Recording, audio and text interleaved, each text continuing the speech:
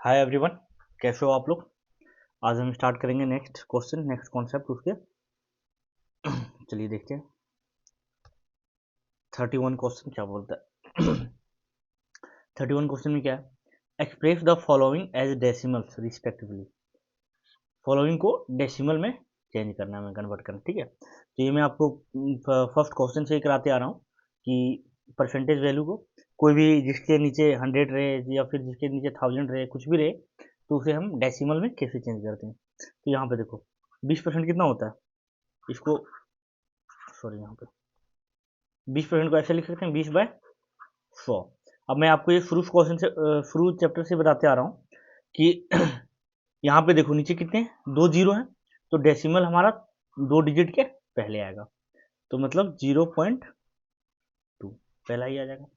ये क्या 0.5%, 0.5% क्या हो जाएगा 0.5/100, मतलब 5 के बाद डेसिमल है, तो यहाँ पे नीचे कितना है 2 जीरो है, तो 2 डिजिट के बाद डेसिमल आएगा, मतलब 0.005।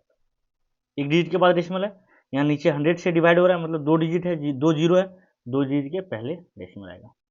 अब ये क्या है 0.03%, तो 0.03% को फ्रैक्शन में चेंज करने के लिए बाय 100 करेंगे, और यहाँ पे नीचे कितना है 2 जीरो है, तो डेसिमल 2 डिजिट के पहले आएगा, मतलब 0.0003। तो किस ऑप्शन में हमारे, ये वाले सी ऑप्शन में, ये हमारा आंसर हो जाएगा, ठीक। चलिए नेक्स्ट आते हैं।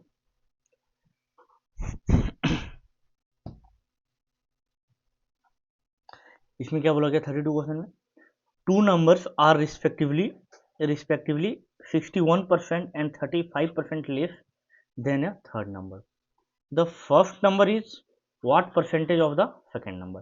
दो संख्याएं एक तीसरी से क्रमशः 61% और 35% कम है, तो पहली संख्या दूसरी संख्या का कितना प्रतिशत है, हमें ये निकालना। मान लो हमने थर्ड नंबर मान लिया 100, ठीक है। थर्ड नंबर हमने 100 मान लिया, तो फर्स्ट नंबर कितना हो जाएगा 61% कम है। 61 अगर फॉर्म में 61% कम है मतलब 39 है, और सेकेंड नंबर कितना है 35% लेस। अगर 35% लेस है मतलब 65 है, 65 है। अब यहाँ क्या पूछा है, the first number is what percentage of the second number, तो 39 सेकेंड नंबर का कितना परसेंट है, सिंपली कैलकुलेट करेगा। 13×5 = 65, 20×5 = 100, 13×3 = 39, 20×3 = 60%, ये हमारा आंसर हो जाएगा, ठीक है। चलिए नेक्स्ट देखते हैं। A is 25% more than B and B is 30% less than C. If C is 20% more than D, then by what percentage A is more than D. ये बी सी डी चार है। A is 25% more than B, 25% का fraction value क्या होता है 1/4, तो ये 5 है, तो बी 4 है। B is 30% less than C, 30% ही 3/10। बी क्या 30% कम है सी से। अगर सी 10 है तो बी क्या हो जाएगा 7, ठीक। If C is 20% more than D, C क्या है 20% मोर देन डी। अगर डी 5 है तो सी क्या हो जाएगा हमारा 6, ठीक। अब हमें पूछा गया है कि ये डी से कितना ज़्यादा होगा, तो हम इसका रेशियो निकाल लेंगे, ठीक है। ये रेशियो का चैप्टर आएगा तो आपको बताएंगे कि ये कैसे निकालते हैं। फिलहाल के लिए आप ये समझ लो कि यहाँ पे देखो रेशियो निकालने के लिए क्या करते हैं, यहाँ 4 है तो यहाँ भी 4 लिख दो, यहाँ भी 4, यहाँ 10 है तो इधर 10 लिख दो, यहाँ 7 है तो इधर 7 लिख दो, इधर 6 है तो इधर जो ब्लैंक स्पेस है वहाँ पे हम 6 लिख देंगे। ये कॉन्सेप्ट मैं आपको रेशियो एंड प्रोपोर्शन में बताऊंगा, तो वहाँ से आपको अच्छे समझ में आएगा। फिलहाल के लिए आप इतना जान लो कि इधर जो भी ब्लैंक जगह रहता है वहाँ पे हम जो उसके नियरेस्ट पोजीशन में नंबर रहता है वो हम डाल देते हैं, ठीक। अब यहाँ पे देखो हमें किसका वैल्यू चाहिए, ए का चाहिए और डी का चाहिए। ये क्या हो जाएगा 7×6 = 42, बचे 210, और ये क्या हो जाएगा 5×1 = 20 200। अब पूछा कि ये डी से कितना ज़्यादा है, ये डी से कितना ज़्यादा है 10 ज़्यादा, तो ये डी से कितना ज़्यादा, 10, 10 कितने में ज़्यादा है, 200 में। तो परसेंटेज वैल्यू के लिए हम 100 से मल्टीप्लाई कर देंगे, 100 में 200, 2 पचे 10, मतलब 5%। ये हमारा क्या आ जाएगा, आंसर आ जाएगा। ठीक है। चलिए नेक्स्ट देखते हैं। इसमें क्या बोला गया, या men's annual income has increased by 1.2 lakhs, but the tax on income that he has to pay has reduced from 12% to 10%। Reduce कितना हो गया टैक्स, जो इनकम इसका इंक्रीज होता है 1.2 लाख से इंक्रीज होता है। ठीक है, और जो उसका टैक्स रिड्यूस होता है 12 से 10%। Now he now pay the same amount of tax as before, then what is the increase income. Increase income क्या है, क्या बोला गया, एक व्यक्ति की वार्षिक आय में 1.2 लाख रुपए की वृद्धि हुई है, लेकिन उसे जो आय पर कर देना है वह 12% से घटकर 10% हो गया। तो वह पहले जितना ही कर चुकाता है, तो उसकी बढ़ी हुई आय क्या है। ये हमारा क्वेश्चन का पूछा गया एसएससी सिलेक्शन पोस्ट 11 2023 में। ठीक है, इसमें क्या कोई भी एक आदमी है, उसका कोई एनुअल सैलरी है, ठीक है, मान लो एक्स है। अब उसका बढ़ के कितना हो जाता है, एक्स प्लस 1.2 लाख, लेकिन जो उसका टैक्स है वो पहले 12% लग रहा था, अब 10% लग रहा है। और लेकिन जब जो पहले टैक्स लग रहा था अब भी उतना ही टैक्स लग रहा है, ये हमें क्वेश्चन में बोला गया है। तो देखो क्या बोला गया है कि मान लो पहले इनको एनुअल इनकम था एक्स, उस पर कितना टैक्स लग रहा था, 12%। अब बढ़ के कितना हो गया, एक्स प्लस 1.2 लाख, 1.2 लाख कितना हो जाएगा, 1,20,000, 1,20,000 हो गया। अब इस पे कितना टैक्स लग रहा है, 10%। क्वेश्चन में तो हमें यही बोला गया कि पहले कोई किसी का कोई मैंने उसका एनुअल सैलरी एक्स था, तो उसे 12% सैलरी लग रहा है, बढ़ के एक्स प्लस 1,20,000 हो गया, और टैक्स कितना हो गया, 10%। लेकिन वो क्या बोलता है, जो टैक्स वो पहले दे रहा था वही टैक्स अब बाद में भी दे रहा है, तो ये दोनों इक्वल है। यही तो बताना चाह रहा है कि ये जो टैक्स दे रहा है वही इनकम बढ़ने के बाद भी टैक्स दे रहा है, टैक्स दोनों का अमाउंट सेम है, तो ये दोनों को हम इक्वल कर देंगे, यहाँ से हम सॉल्व कर देंगे। ठीक है, ये 100 कट गया। अब यहाँ पे देखो 12x हो गया, और ये क्या 10 इंटू एक्स, 10x हो जाएगा, इधर माइनस में आ जाएगा, और इधर 1,20,000 इंटू 10, तो ये हो गया 1,20,000 इंटू 10, यहाँ से मल्टीप्लाई। अब यहाँ से x, और ये कितना हो गया 2x बच गया, और 2 से 12 डिवाइड करेंगे तो कितना हो जाएगा 6, तो हो जाएगा 6 लाख हो गया। ठीक है, ये हमारा आंसर हो गया। तो हमें क्या पूछा, what is his increase income, increase income पूछा। ठीक है, तो ये तो हमारा पहले का इनकम आ गया। इंक्रीज इनकम क्या हो जाएगा, इंक्रीज इनकम, ये हमारा आंसर नहीं होगा।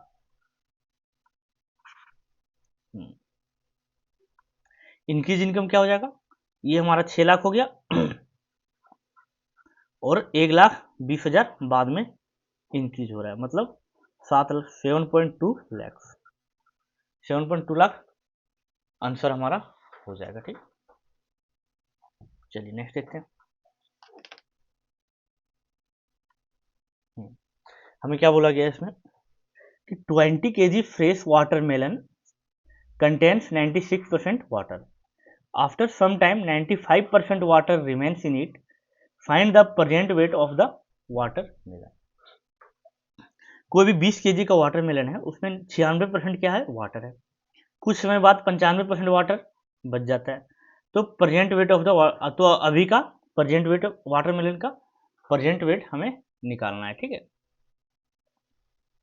अब यहाँ पे देखो 20 किलो है, कोई भी तरबूजा है, ठीक है, तो उसमें क्या होता है, वाटर होता है प्लस पल्प होता है। पल्प क्या होता है, जो बीज का जो खाने वाला होता है ना, जैसे तरबूजे में क्या जो बीज में रेड रेड होता है वो खाने वाला होता है, उसमें क्या पानी भरा होता है, और जब पानी निकालने के बाद जो बच जाता है उसे हम बोलते हैं पल्प। तो कोई भी वाटरमेलन में होगा उसमें पल्प होगा प्लस वाटर होगा। ठीक है, तो शुरू में 20 kg का कोई फ्रेश वाटरमेलन था, उसमें 96% वाटर था, ठीक, और कुछ पल्प भी होंगे, 4% पल्प था, और कुछ समय के बाद 95% वाटर बचता है। ठीक है, तो हमें प्रेजेंट वेट ऑफ वाटरमेलन, तो प्रेजेंट वेट वाटरमेलन का क्या होगा, आफ्टर कुछ जब कुछ समय बाद वो पानी वाटरमेलन सूख गया होगा, पानी उसमें से कुछ निकल गया होगा, इसके बाद हमें वेट पूछा गया है। ठीक है, अब यहाँ पे देखो वाटरमेलन में क्या होता है, वाटर होता है प्लस पल्प होता है, वाटर होता है और पल्प होता है। अब यहाँ पे देखो 20 kg में क्या है, 96% वाटर है, मतलब क्या 4% पल्प होगा। अगर 96% वाटर है तो 4% पल्प होगा। अगर हमारा कुछ समय के बाद पानी कम हो जाता है तो पल्प तो हमारा सेम रहेगा। अगर कुछ समय के बाद हीट से पानी एब्जॉर्ब होता है या फिर वाटर एवापोरेट होता है तो क्या केवल पानी कम होगा, पल्प तो हमारा सेम ही रहेगा, पल्प एवापोरेट थोड़ा ना होगा। अगर कोई भी वाटरमेलन है तो उसका जो पल्प होगा वो तो सेम होगा, एवापोरेट होगा तो वाटर होगा, मतलब पल्प का जो क्वांटिटी होगा वो हमेशा सेम रहेगा, वाटर हमारा रिड्यूज होगा, वाटर ही हमारा रिड्यूज होगा। ठीक, तो देखो हमारा 4% पल्प है, मतलब अगर 20 kg है उसमें से 4% हमारा क्या है, पल्प है। तो ये काट दो, कितना हो जाएगा, इसको डिवाइड कर देंगे तो 0.8 kg, 0.8 kg हमारा क्या हो गया, पल्प हो गया इनिशियली। ये हमारा क्या इनिशियली था। अब देखो कुछ समय के बाद 95% वाटर हो गया, मतलब पल्प तो हमारा सेम रहेगा, मतलब पल्प कितना हो गया 5% after some time, after some time water कितना हो गया 95%, कुछ वाटर एवोपरेट हो गया होगा तो हमारा कितना हो गया 5% पल्प रह गया। तो पल्प तो हमारा पल्प हमारा शुरू में क्या निकला 0.8 kg, तो 5% इज इक्वल टू क्या हो जाएगा हमारा 0.8 kg, क्योंकि पल्प हमारा सेम रहेगा, वाटर ही एवोपरेट होगा तो वाटर ही कम होगा, पल्प कभी कम नहीं होगा। तो 5% इज इक्वल टू 0.8 kg हो गया। ठीक है, तो हमें पूछा गया प्रेजेंट वेट ऑफ वाटरमेलन, तो वाटरमेलन का प्रेजेंट वेट क्या होगा, तो 5% 8.8 kg के इक्वल है, तो 1% किसके इक्वल हुआ 0.8/5, इसलिए 100% क्या पल्प और वाटर मिला के क्या 100% होगा, तो 100% इज इक्वल टू 0.8/5 इंटू 100, ये 20 बार में कट जाएगा और ये 20×16, ये 16 kg आंसर हमारा हो जाएगा। ठीक है, तो कुछ समय के बाद वो हमारा वजन कितना रह जाता है 16 किलो, क्यों, क्योंकि कुछ वाटर हमारा एवोपरेट हो जाता है, कुछ वाटर सूख जाता है उससे। ठीक है, तो ये हमारा आंसर हो गया। ठीक, चलिए नेक्स्ट देखते हैं। इसमें क्या बोला गया, Bhavani spends 68% of her income increase by 15% and her expenditure increase by 10%, then how much is the increase in the percentage of saving. कोई भवानी है, भवानी नाम का कोई बंदा है, वो 68% अपने इनकम का खर्च करता है। अगर उसका इनकम 15% से इंक्रीज है और एक्सपेंडिचर 10% से इंक्रीज है तो उसका सेविंग में कितना बढ़त होगा, सेविंग में कितना इंक्रीज होगा। ठीक है, तो ये ऐसा क्वेश्चन मैंने आपको पहले भी करा रखा। मान लो उसका इनकम है 100, ठीक है, ये है उसका, सॉरी, ये है उसका इनकम, एक्सपेंडिचर कितना है 68%, 100 का 68% क्या हो जाएगा 68, और सेविंग क्या हो जाएगा फिर, अगर 68% एक्सपेंडिचर है तो 100 माइनस 68 दैट इज 32 सेविंग। अब क्या बोला गया, इनकम कितना से इंक्रीज होता है 15% से, कितने से इंक्रीज हो गया 15% से, एक्सपेंडिचर कितने से इंक्रीज होता है 10% से, तो 68 का 10% कितना हो जाएगा 68 इंटू 1/10, 1/10 से डिवाइड करेंगे तो एक जीरो नीचे, तो डेसिमल 1 डिजिट के पहले आएगा, मतलब 6.8 से इंक्रीज होगा। अब यहाँ देखो 15 इनकम से इंक्रीज हो रहा है, 6.8 एक्सपेंडिचर में इंक्रीज हो रहा है, तो बाकी किस में इंक्रीज होगा, सेविंग में इंक्रीज होगा, तभी तो इनकम में इतना इंक्रीज होगा। अगर एक्सपेंडिचर में 6.8 है और टोटल इनकम क्या है, इनकम में इंक्रीज कितना है 15 और एक्सपेंडिचर में इंक्रीज कितना है 6.8, तो सेविंग में इंक्रीज कितना होगा 15 माइनस 6.8, मतलब कितना हो जाएगा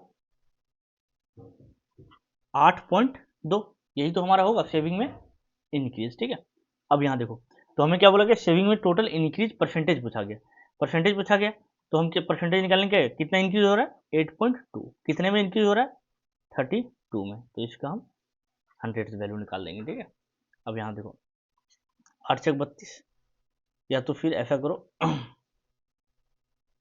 इसे डायरेक्टली मल्टीप्लाई कर दो, 820/32, ठीक है, अब इसे डिवाइड कर देंगे तो यहाँ पे 4 बार में कट जाएगा, 8×32 और ये कटेगा 2×8 और 0 5 2 205, फर्दर डिवाइड कर देंगे तो 8 2 16, 4 बचा 8 बचे 40, 25 पॉइंट समथिंग होगा। अब 25 हमारा ऑप्शन में कितना एक ही में, तो हम उसके आगे कैलकुलेट नहीं करेंगे, इतना ही कैलकुलेट करेंगे क्योंकि फिर ज़्यादा टाइम टेकन हो जाएगा। तो हमारा यही आंसर हो जाएगा। ठीक, चलिए नेक्स्ट देखते हैं। इसमें क्या बोला गया, Geeta scored 30% and failed by 50 marks, while Sandeep, who scored 45% marks, got 25 marks more than the minimum marks required to pass the exam. How many marks did Vimal get if he scored 64% marks? क्या बोला गया कि गीता कोई भी exam में 30% score करती है और 50 नंबर से फेल कर जाती है, जबकि संदीप वही एग्जाम में 45% मार्क्स स्कोर करता है और 25 मार्क्स से, मतलब जो भी पास मार्क्स लाने होते हैं उससे 25 मार्क्स ज़्यादा लाते हैं। तो बोला गया अगर विमल वही एग्जाम में 64% मार्क्स स्कोर करता है तो वह कितने मार्क्स स्कोर करता है। अगर वो 64% मार्क्स ला रहा है मतलब कितने मार्क्स ला रहा है, हमें ये पूछा है। ठीक है, अब यहाँ पे देखो गीता कितने लाता है 30% मार्क्स, लेकिन वो कितने से फेल हो जाता है 25%। मतलब अगर 30% लाता, अगर 50 मार्क्स वो लाती तो वो पास हो जाती। तो ये हमारा क्या हो गया, पासिंग मार्क्स हो गया। अब यहाँ पे देखो संदीप कितना 45% मार्क्स लाता है और वो 25 नंबर ज़्यादा लाता है, मतलब 45% मार्क्स लाता है, और अगर उसमें 25 नंबर कम हो जाता है तो वही हमारा पासिंग मार्क्स हो जाता है। संदीप मान लो 45% मार्क्स लाया और 25 नंबर कम लाता तो वो क्या हमारा पासिंग मार्क्स के इक्वल हो जाता है। तो हमारा ये देखो ये दोनों इक्वल हमारा नहीं हो गया, ये भी पासिंग मार्क्स है, ये भी पासिंग मार्क्स है। अब यहाँ पे देखो ये 50 में से चल जाएगा 75 और ये क्या आ गया,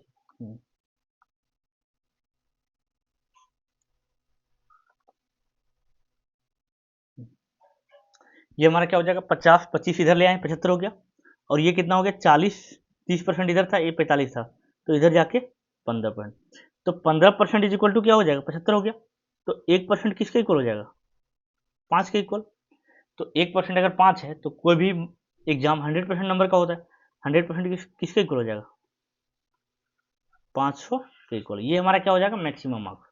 मैक्सिमम मार्क्स क्या है 500। अब यहाँ पे क्या बोला है विमल कितने लाता है स्कोर करता है 64% मार्क्स, तो मैक्सिमम मार्क्स कितना है 500, विमल स्कोर करता है 64%। तो ये कितने 64% को कैसे लिख सकते हैं हम फ्रैक्शन में 64/100। ये 5 बार में काट देंगे तो ये 5 1 20 के 0, 2 6 25 2 32, तो 320 मार्क्स विमल स्कोर करता है उस एग्जाम में। ठीक है, ये हमारा आंसर हो गया। चलिए नेक्स्ट देखते हैं। इसमें क्या बोला गया on account of corona virus 5% of the population of A village died. Corona virus के चक्कर में कोई भी विलेज का 5% पॉपुलेशन मर जाता है। Out of the remaining population 20% fled due to panic. जो पॉपुलेशन बच जाते हैं उसमें से 20% पैनिक के चक्कर में डर के कारण भाग जाते हैं। If the present population is 4655, अगर प्रेजेंट पॉपुलेशन क्या है 4655, then what was the population of the village before the corona attack. Corona attack के पहले कितने पॉपुलेशन। ठीक है, ये एसएससी सीपीओ प्री 2024 में क्वेश्चन पूछे गए। मान लो पहले था एक्स, पहले मान लो कोरोना के पहले हमारा एक्स था। अब एक्स में क्या था 5% पॉपुलेशन मर गया, अगर 5% पॉपुलेशन मर गया तो बचा कितना 95%, 95% बच गया। अब जो बचा आउट ऑफ द रिमेनिंग, जो बचा उसमें से 20% फ्लेड ड्यू टू पैनिक, उसमें से 20% भाग गया। 20% क्या होता है 1/5, अगर उसमें से 20% भाग गया तो बचा कितना 1/5 भागा, मतलब 4/5 बच गया। अगर 5 था टोटल उसमें से 1 भागा तो 4/5 बच गया। ठीक है, बचे हुए में से 4/5 बच गया, और वो किसके इक्वल है प्रेजेंट पॉपुलेशन क्या है 4655, 4655। ठीक है, अब इसको 5 बार में काट दो, ये क्या हो जाएगा, सॉरी ये कट जाएगा 19 पचे 95, और ये 19 बार काट दो 19 दूना 38, 6 2 8 बचा,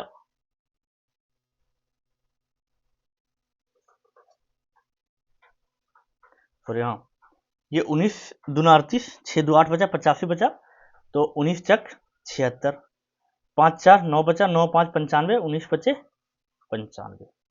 ठीक है, और ये हो गया हमारा कितना, ये कट गया आपका 4 बार में 25 बार में, तो x का वैल्यू क्या हो जाएगा 245 इंटू 25, हम इसको मल्टीप्लाई कर देंगे, इसे मल्टीप्लाई कर देंगे तो 245 इंटू 25, 25 25 2 5 चक, अब 5 देखो,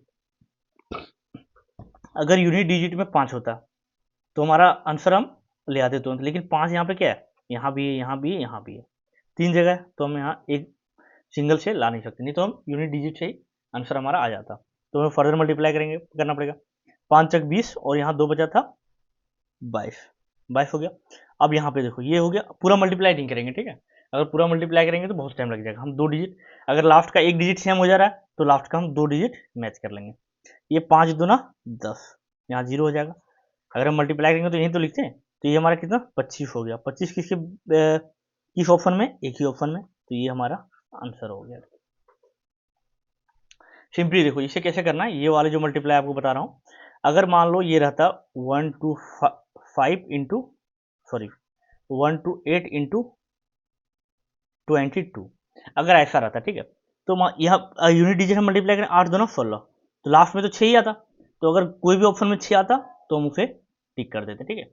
या तो फिर अगर इसमें हमारा यूनिट डिजिट 3 में मिल रहा है तो हम 2 बार मल्टीप्लाई करके देख लेंगे, जैसे 5 25 2 हो गया, 5 1 20 2 22।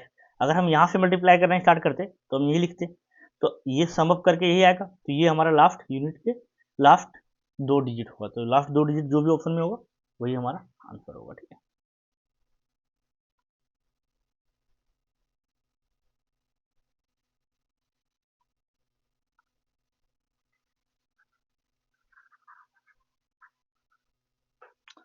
तो ये समझ आ गया होगा आपको कि मैंने आंसर मल्टीप्लाई करके तुरंत कैसे ले आए। आपको पूरा मल्टीप्लाई एग्जाम में नहीं करना है, क्योंकि आपके पास उतना टाइम नहीं रहेगा एक क्वेश्चन को सॉल्व करने के लिए।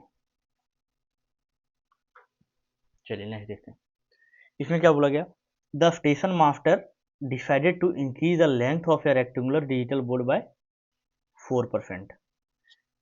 कोई भी रेक्टेंगुलर डिजिटल बोर्ड है उसका लेंथ 4% से इंक्रीज करते हैं, and decrease the width by 4%, then find the total change in the area of the board. कोई भी डिजिटल बोर्ड है उसके लेंथ में हमने 4% का इंक्रीज किया और विड्थ में 4% का डिक्रीज किया। कोई भी ये मान लो बोर्ड है, ठीक है, तो ये भी लेंथ है, ये ब्रेड्थ है, और ये लेंथ मान लिया हमने, और ये हमने ब्रेड्थ मान लिया। तो इसमें 4% का, एक में 4% का इंक्रीज किया और एक में 4% का डिक्रीज किया, तो हमें चेंज इन एरिया निकालना है। तो रेक्टेंगुलर का एरिया क्या होता है, area of rectangle, area of rectangle होता है लेंथ इंटू ब्रेड्थ। तो इसमें 4% का इंक्रीज हो रहा है और इसमें 4% का डिक्रीज हो रहा है, तो हमें इंक्रीज इन एरिया निकालना है। तो ये जो ओवरऑल इंक्रीज होगा वही तो हमारा इंक्रीज इन एरिया होगा, या तो इंक्रीज होगा या तो डिक्रीज होगा, वही हमारा इंक्रीज इन एरिया या फिर डिक्रीज इन एरिया होगा। मैंने आपको बताया था सक्सेसिव इंक्रीज और सक्सेसिव डिक्रीज। सक्सेसिव इंक्रीज में क्या दोनों इंक्रीज हो रहे थे, और सक्सेसिव डिक्रीज में दोनों डिक्रीज होता है। लेकिन जब ये एक डिक्रीज और एक इंक्रीज होगा तब हमारा क्या फॉर्मूला होगा, देखो मान लो ये इंक्रीज हो रहा है, सपोज प्लस x% इंक्रीज हो रहा है और माइनस y% डिक्रीज हो रहा है। अब जब मैंने आपको फॉर्मूला क्या बताया था, x plus Y plus X Y by 100, जब दोनों इंक्रीज हो रहे हैं। लेकिन अगर एक इंक्रीज है एक डिक्रीज है तो हमने यहाँ पे x की जगह x पुट कर दिया, और y का डिक्रीज हो रहा है, y का डिक्रीज हो रहा है मतलब माइनस वाई हो रहा है। और यहाँ पे देखो x into Y, X increase हो रहा है तो पॉजिटिव में वैल्यू था, y डिक्रीज हो रहा है तो नेगेटिव में, दोनों को मल्टीप्लाई कर देंगे तो क्या माइनस एक्स वाई बाय 100 हो जाएगा परसेंटेज वैल्यू। लेकिन जब जब x और y का वैल्यू सेम रहेगी, इस केस में, जैसे कि इस केस में यहाँ भी 4 है यहाँ भी 4 है, जब इस केस में दोनों वैल्यू सेम रहे तो ये दोनों हमारा कट जाएगा, तो हमारा कितना हो जाएगा माइनस एक्स वाई बाय 100। अगर दोनों वैल्यू सेम है तो ये हमारा क्या हो जाएगा माइनस एक्स स्क्वायर बाय 100%। ये भी तो हम लिख सकते हैं, जब अगर दोनों हमारा x is equal to Y है तो हम माइनस एक्स स्क्वायर बाय 100 लिख सकते हैं। तो ये हमारा हो जाएगा टोटल डिक्रीज, अगर नेगेटिव में वैल्यू आ रहा है मतलब टोटल डिक्रीज है, ठीक है।